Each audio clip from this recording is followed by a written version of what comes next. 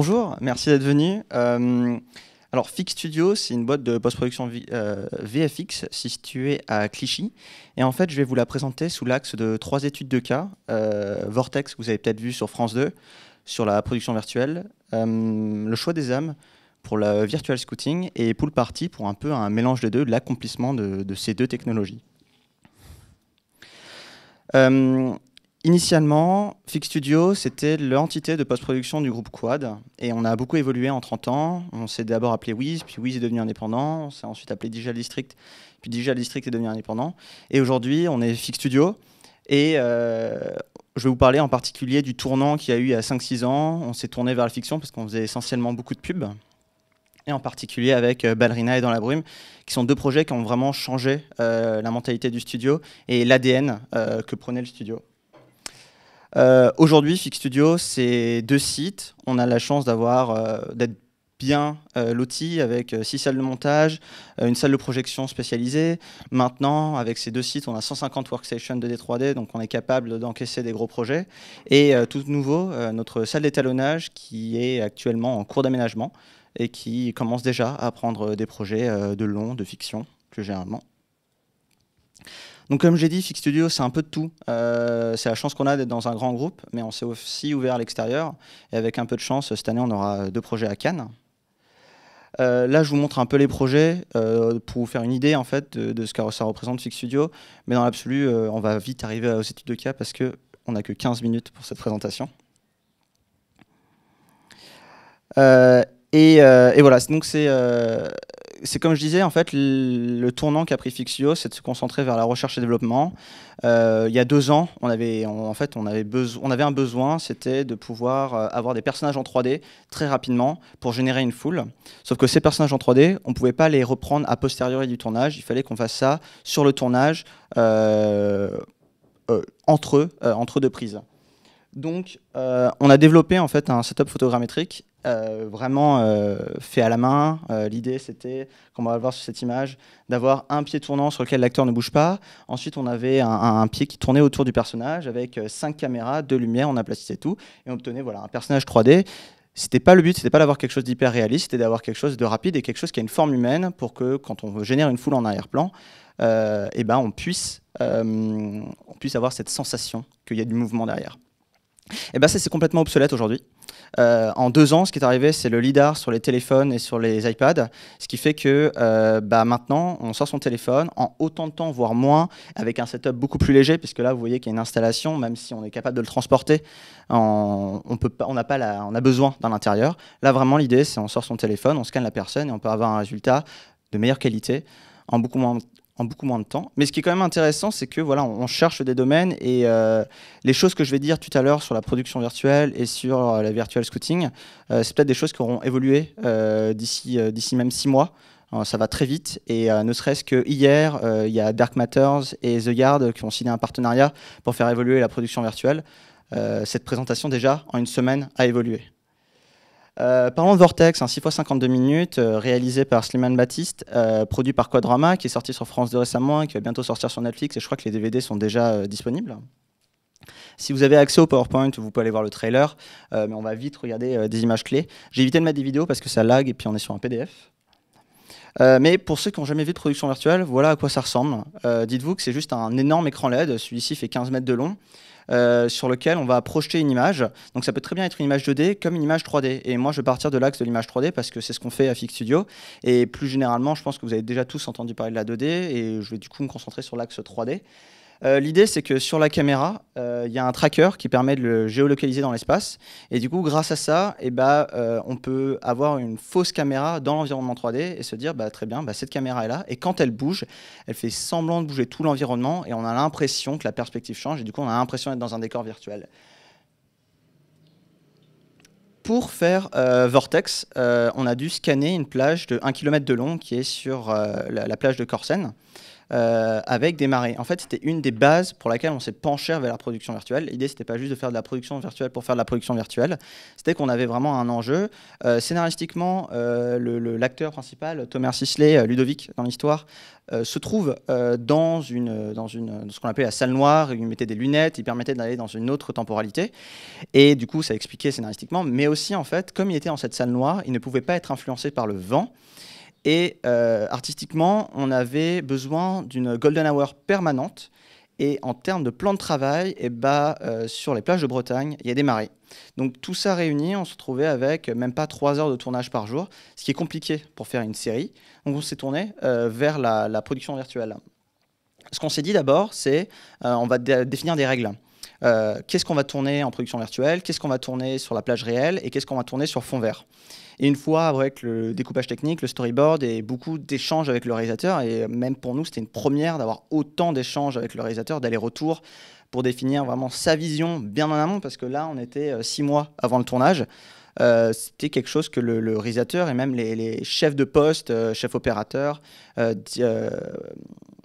chefs déco, devaient comprendre. C'était qu'on avait besoin d'eux pour les VFX bien en amont de la production.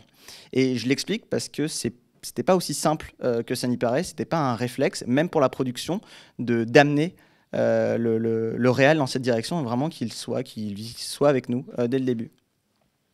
Donc une fois qu'on a réussi à scanner cette plage, on l'a importé dans des logiciels de temps réel. Ici, c'est Unreal qui permet de fonctionner en temps réel. Et la particularité de ces logiciels de temps réel, c'est qu'à la base, ils sont faits pour faire du jeu vidéo. Sauf que ces logiciels de jeux vidéo, à la toute fin, ils font ce qu'on appelle un export final, une compilation, et ça permet d'optimiser entièrement la scène et d'avoir du temps réel. Nous, on n'avait pas cette possibilité parce que la manière dont fonctionnent les murs LED, c'est de fonctionner directement dans le viewer de l'écran. Ce qui faisait que même si on travaillait sur un logiciel temps réel qui est vraiment spécialisé temps réel, on perdait beaucoup d'outils. Et c'est dommage parce qu'à 6 mois après, il y avait la nouvelle version du logiciel qui sortait qui permettait vraiment d'avoir quelque chose de fluide. Mais notre première problématique, c'était de réussir à faire tourner notre scène justement en 50 images secondes, parce que il faut que ça tourne au double de la caméra. Et si on voulait faire du ralenti, il fallait que ça tourne à 100 images secondes. Et quand on n'a pas l'habitude et qu'on vient et que l'idée c'est de faire vraiment du rendu, c'est une nouvelle expertise à apprendre. À la finalité, on a tourné 10 jours en plateau virtuel. On a rencontré quand même pas mal de découvertes, en fait, de problématiques. Il y a pas mal en fait, tout le monde en fait, devait réapprendre ce que c'était que tourner sur fond vert. Que ce soit le réalisateur, il ne pouvait pas tourner 5 mètres plus loin, parce que ce n'était pas juste déplacer tout l'équipement. C'était juste la scène n'était pas optimisée pour tourner 5 mètres plus loin. Donc on avait du mal à faire rentrer ça. Ensuite, avec les chefs déco, il y a vraiment une importance. En fait, c'est la même chose que le fond vert, c'est-à-dire que pour qu'on soit bluffé, le décor à l'avant-plan est très important. Et quand on voit des making-of de The Mandalorian ou de 1989, on voit que la présence du décor est très importante et vraiment fait le tout. Là, malheureusement, on était parti que sur du sable et quelques rochers, et ça ne permettait pas assez d'accrocher. Donc, il y a pas mal de décos qui ont été rajoutés après en CG pour vraiment réaccrocher tout le monde à la production virtuelle.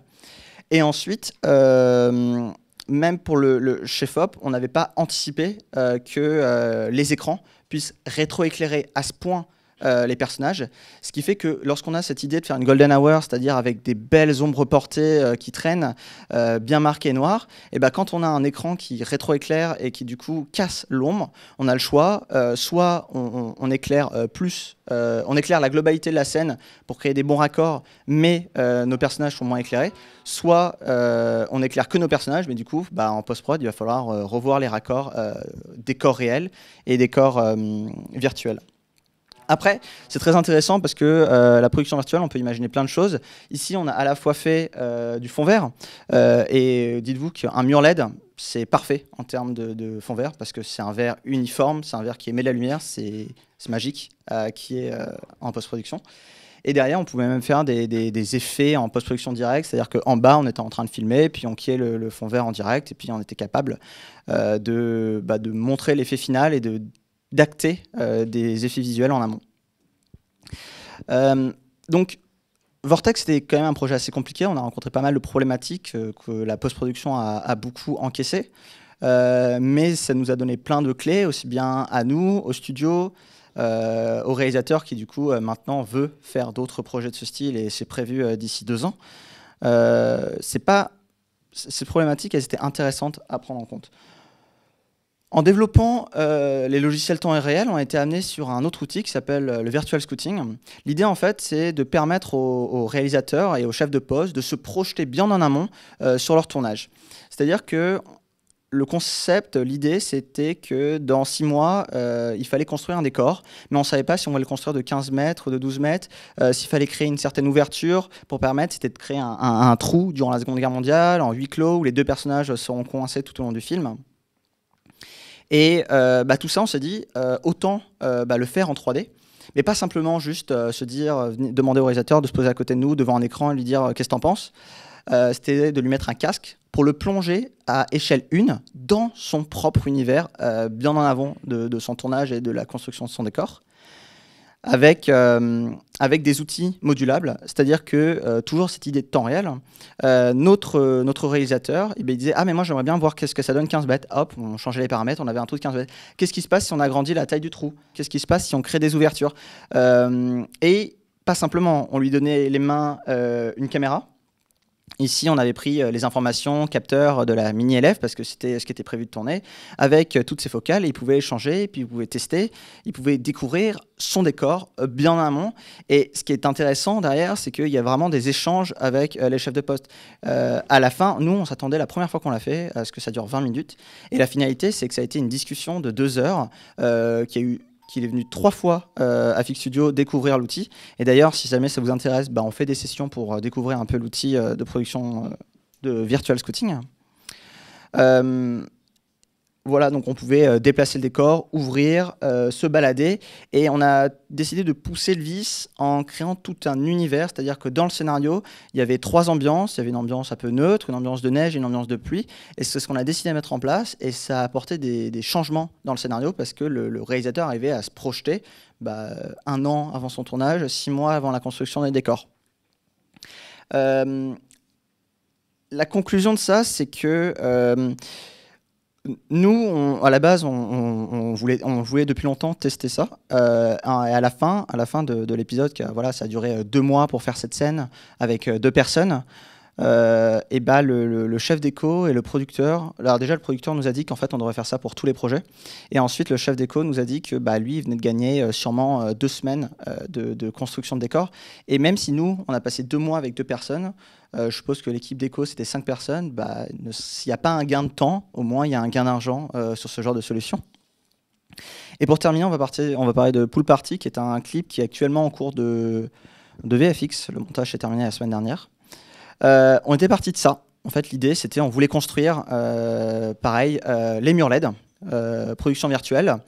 Et la chance qu'on a eue, c'était que la déco se faisait dans le studio fond vert de Fix Studio, avec le réalisateur qui a vraiment accepté de rester pas très loin de Fix Studio. Il travaillait dans une salle à côté sur d'autres projets, ce qui nous permettait d'avoir un échange constant entre, pas vraiment la production, mais en tout cas les équipes VFX, les équipes déco et les équipes réelles. Et en permanence, on pouvait descendre voir la déco, avoir des échanges. Ce qu'on a fait sur ce projet, c'est que justement, on a scanné le décor. Là, justement, là, on a utilisé la technologie de LiDAR. Si vous avez le PowerPoint, vous pouvez cliquer dessus et ça mène vers une vidéo qui est un peu plus explicite que juste des photos.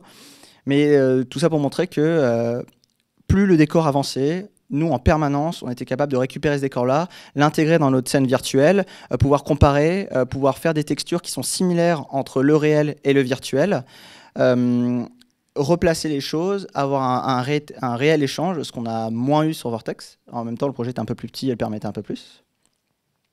Et derrière, on est capable d'avoir des images comme ça. Bon, moi, je sais exactement où se trouve la différence entre le mur LED et le décor réel. Peut-être que vous laissez un peu plus bluffé. Là, on a une sortie directe du combo. C'est pas une Rec 709, c'est une lutte de tournage, mais dans l'idée, il n'y a pas d'étalo là-dessus. Et pareil pour ce plan aussi.